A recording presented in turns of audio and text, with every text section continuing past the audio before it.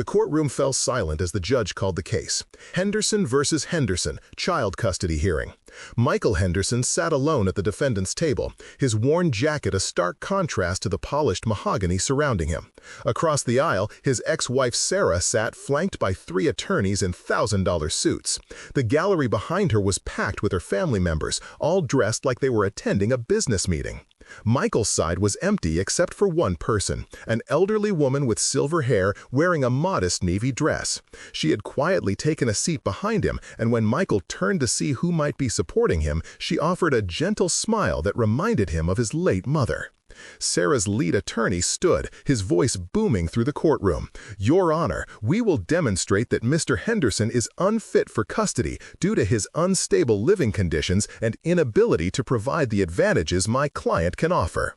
The whispers grew louder. This wasn't how it was supposed to go. But to understand how Michael found himself here, fighting for his daughter Emma in a courtroom where he felt like an intruder, we need to go back 18 months earlier when his world collapsed. Tell us in the comments where you're watching from as we dive into this incredible story. Michael had been a construction foreman for 12 years, his hands permanently stained with wood polish and concrete dust. He met Sarah when Emma was 2. Sarah had been a single mother working double shifts while studying business. Emma's biological father had disappeared, leaving Sarah to navigate parenthood alone. Michael fell in love twice that summer, with Sarah's determination and with Emma's gap-toothed grin.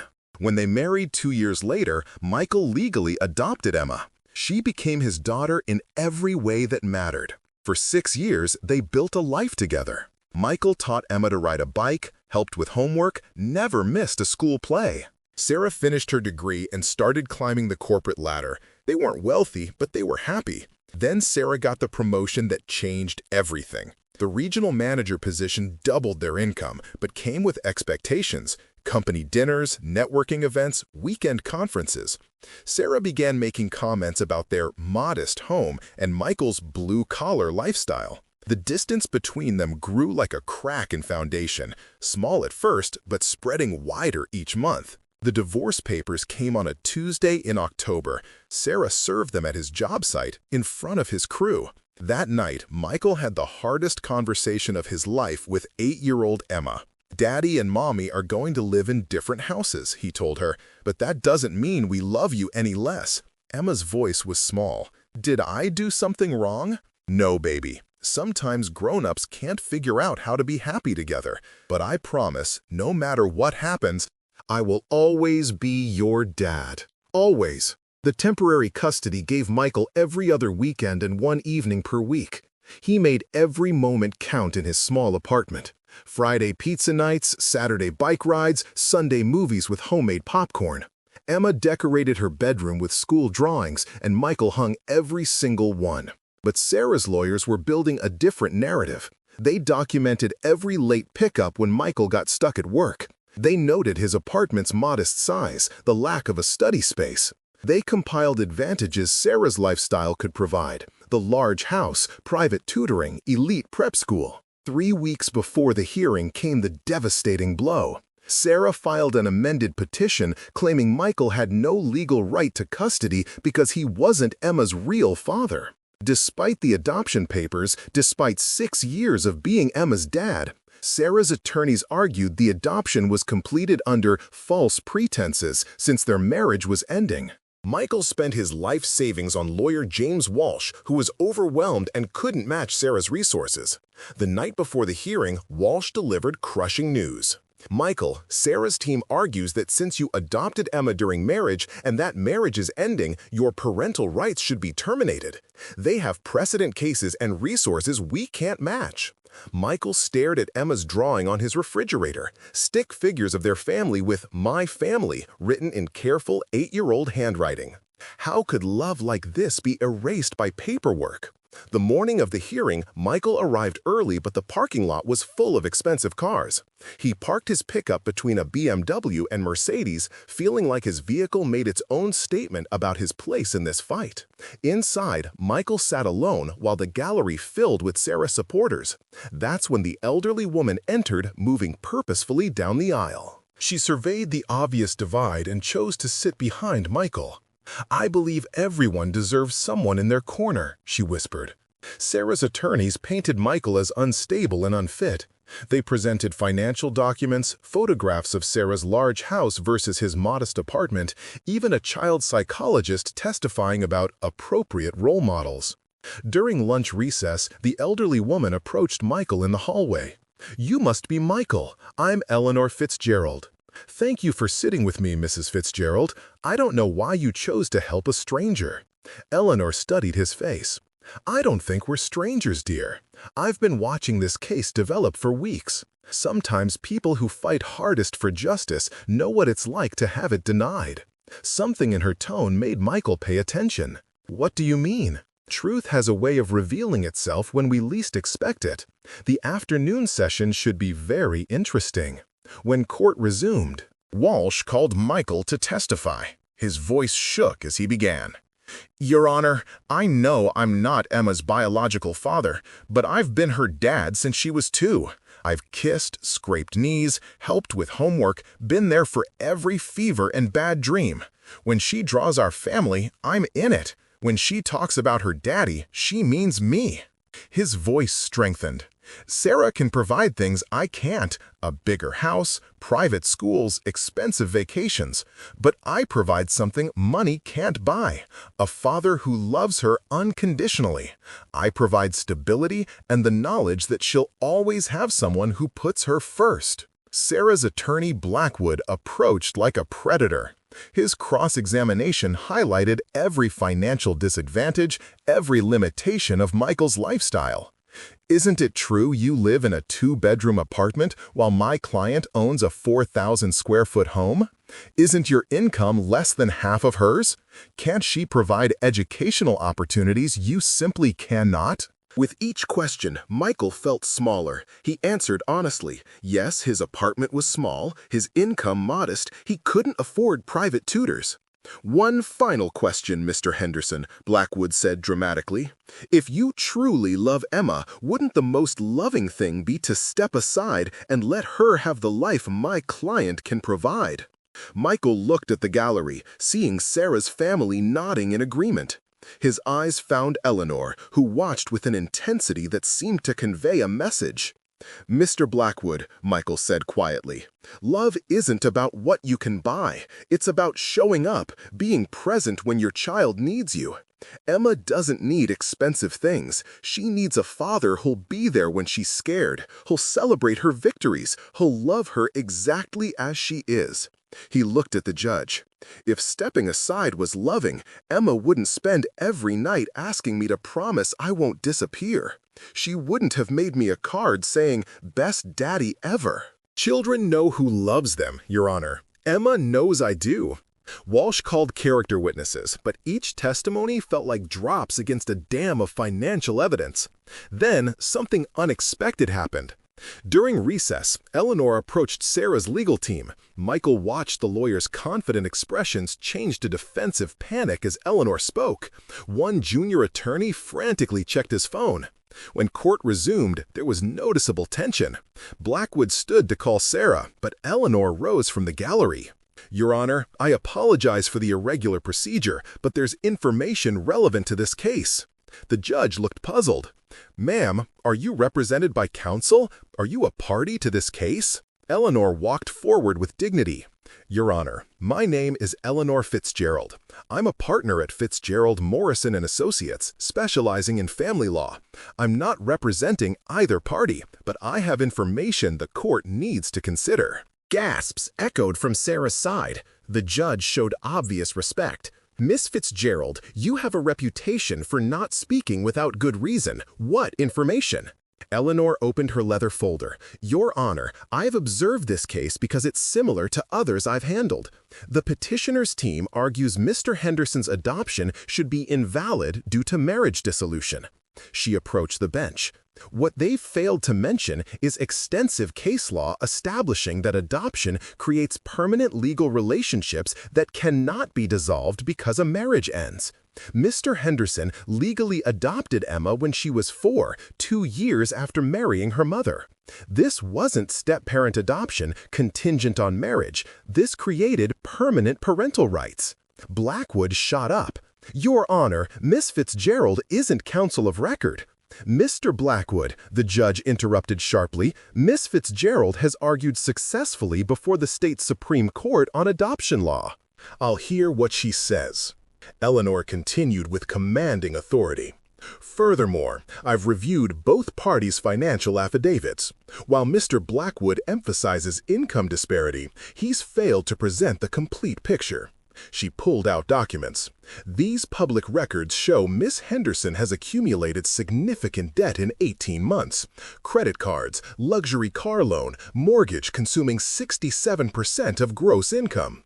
Mr. Blackwood presented gross salary without accounting for actual disposable income after debt service." The courtroom was silent. Sarah had gone pale, her legal team shuffling papers in panic. In contrast, Mr. Henderson owns his apartment outright, has no credit card debt, and maintains savings specifically for Emma's education. Actual financial stability presents quite differently. But Eleanor wasn't finished. "Most importantly, I've observed both parties' interactions with Emma over recent weeks. I often visit schools in community events to observe family dynamics in cases that interest me professionally." She turned to Sarah. "I was present at Emma's school concert 2 weeks ago. Miss Henderson arrived 15 minutes late, spent most of the performance checking her phone, left immediately without speaking to Emma or teachers. I observed Mr. Henderson arrive early, help set up chairs, cheer enthusiastically for all children, and stay afterward to help Emma change costumes." Sarah's mother gasped. Sarah looked mortified. "I was also at Riverside Park last Saturday, observing Mr. Henderson and Emma feeding ducks, playing, having connected conversation about a book they were reading together. Emma's body language, her obvious comfort and joy spoke volumes about their relationship. Share in the comments if you've ever felt like you were fighting an impossible battle." The judge was taking careful notes. "Miss Fitzgerald, while your observations are illuminating, I'm curious about your interest in this particular case." Eleanor's expression softened. "Your Honor, I've practiced family law 32 years. I've seen too many cases where children lose loving parents due to technicalities, financial disparities, or social prejudices."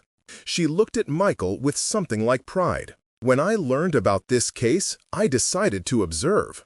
I found a father who, despite limited resources, has created a home filled with love and stability. I found a child who lights up seeing her daddy, feels safe being herself in his presence, views him as her anchor." Eleanor turned back to the judge. "I also found a mother who, while loving her daughter, has become so focused on material advantages that she's lost sight of what Emma needs: consistency, emotional presence, and a parent who puts her well-being above social appearances." The courtroom was deafeningly silent. Sarah cried quietly, her legal team looking like their case had collapsed. "Your Honor, there's one additional crucial piece of information. Yesterday evening, I spoke with Emma herself." The courtroom held its breath. "With proper supervision at Child Advocacy Services, I spent an hour with Emma. She expressed clear, consistent thoughts about her situation. She loves both parents, but feels most secure in her father's care. She mentioned her daddy listens to her feelings and makes time for what matters to her." The judge leaned forward. "What specifically did Emma say about living preferences?" She said, and I quote, "I want to live with my daddy because he makes me feel safe and loved every day, not just when he has time. Mommy loves me too, but she's always worried about work and money and what other people think. Daddy just worries about me." Michael felt his heart break and heal simultaneously. Eleanor concluded with decades of authority behind her words. "Your Honor, this case represents everything wrong when we prioritize financial resources over emotional bonds, material advantages over psychological security, when we forget children need parents who see them as complete human beings rather than projects to optimize." She looked at Michael. "Michael Henderson may not provide mansions or private tutors, but he provides something far more valuable: a parent who consistently, reliably, unconditionally puts Emma's emotional needs first. He is her father in every way that matters, and she knows it." After 30-minute recess, the judge returned with serious but no longer uncertain expression. I've reviewed all testimony and evidence. This has been unusual but enlightening. He looked at Sarah first. Miss Henderson, I don't doubt you love Emma and want what you believe is best. However, evidence suggests your understanding of Emma's needs may be colored by desires for social advancement rather than careful observation of her emotional needs. He turned to Michael. Mr. Henderson, while your financial resources are modest, evidence shows you've provided Emma consistency, emotional security, and genuine love. You've demonstrated parental presence that creates confident, emotionally healthy children. The judge paused. The court finds that Emma Henderson's adoption by Michael Henderson was legal, binding, and creates permanent parental rights not dissolved by marriage ending. Furthermore, based on all evidence, it's in Emma's best interest to remain in primary custody of her adoptive father, Michael Henderson. The gavel came down. Miss Henderson will have supervised visitation every other weekend and one evening weekly, with possibility of expansion if she demonstrates consistent prioritization of Emma's emotional needs. Michael couldn't speak, couldn't move, couldn't believe the nightmare was over and Emma would still be his daughter. Eleanor squeezed his shoulder. You did it, Michael. Your love for Emma did it. That's what won, not legal maneuvering or financial resources, but simple truth that you're her father in every way that matters. As people filed out, Sarah approached hesitantly, tear-streaked and shattered. Michael, I'm sorry. I lost sight of what was important. I thought I was fighting for Emma's future, but I was really fighting for my own pride. Michael saw perhaps for the first time the woman he'd fallen in love with, beneath all the ambition. Sarah, Emma needs her mother too. Just please remember she needs you to be present, not just provide things. Outside the courthouse, Eleanor walked with Michael toward parking. The sun was setting, casting shadows across steps where his day had started with such fear. Eleanor, I don't know how to thank you. You saved my family today. Eleanor smiled like the grandmother she might have been. Michael, I didn't save anything. I just made sure truth had a chance to be heard above the noise. She paused at her car.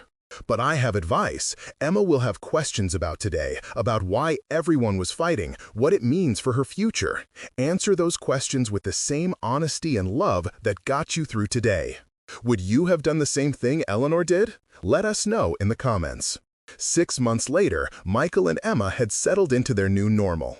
Emma lived with him during the week, spent weekends with Sarah, who was making genuine efforts to be more present. Family counseling sessions helped Emma express her feelings safely while both parents learned better communication.